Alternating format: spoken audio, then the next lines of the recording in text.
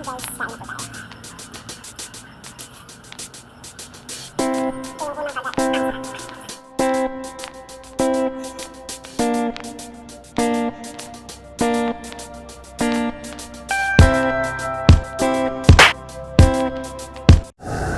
love shout out po sa tayong lahat dyan. So, meron po tayo ditong napakasarap na sabaw ng hipon. This is kinamatisan na may ampalaya na hipon. So, binukod na po natin yung ampalaya leaves kasi ma-overcook siya. So, ayan po ang ampalaya.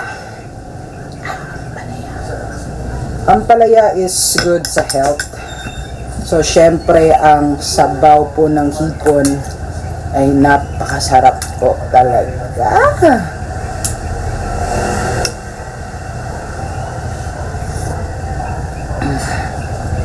Alam nyo ba yung lasa ng medyo may pait?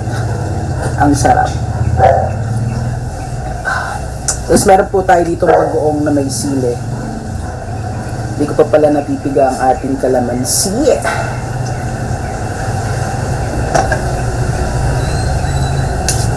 So, ayan na nga guys, kain na po tayo.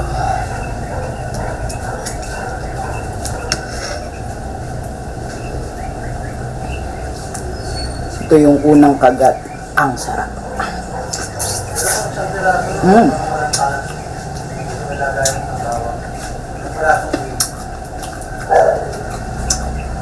Kung di nyo pa po natatry yan, magpakulo lang po kayo ng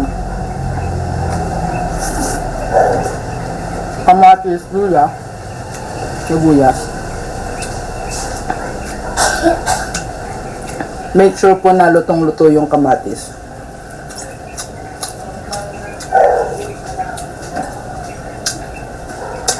Para lasang-lasa po.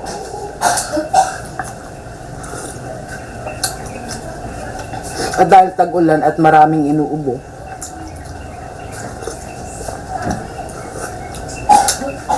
advisable po talaga yung may sabaw ngayon. Tapos mapait-pait pa, di ba? This is a very healthy recipe. Tapos meron pa po rin tayo ditong pinritong isda, guys.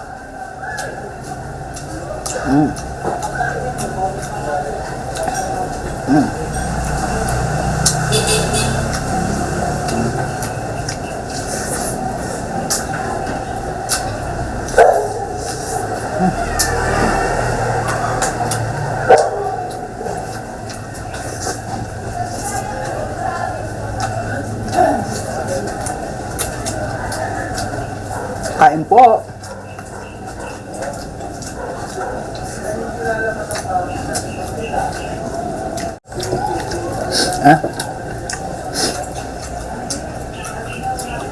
Dapat tayo ng sabaw. Sarap talaga ng sabaw, guys.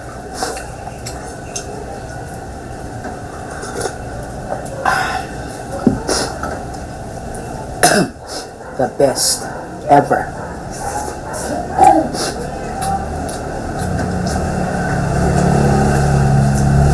Dagdagan pa natin kalamansi yung bagoong.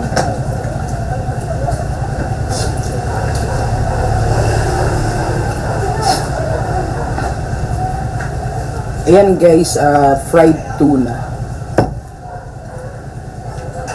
Tuna fish. Malaman-laman po yung isdang yun.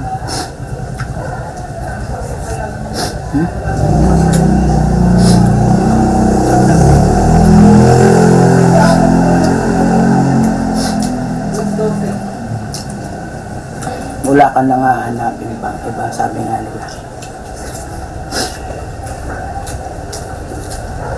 Ano man lang sabihin nila.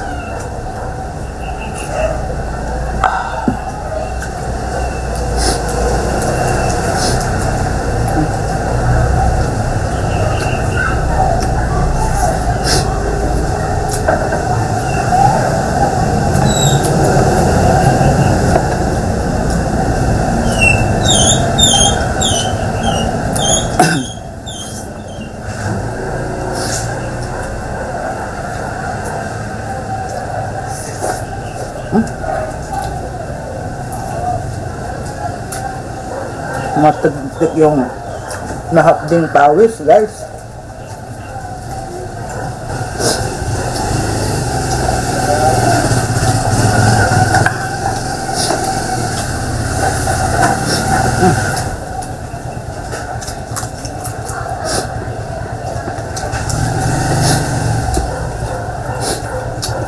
Nag-iima ko.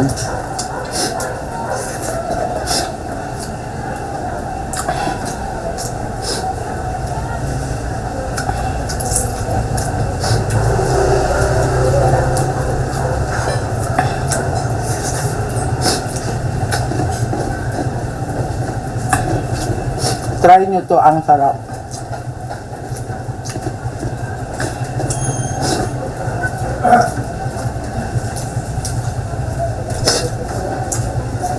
O, diba mapapa-exercise ka pa talaga?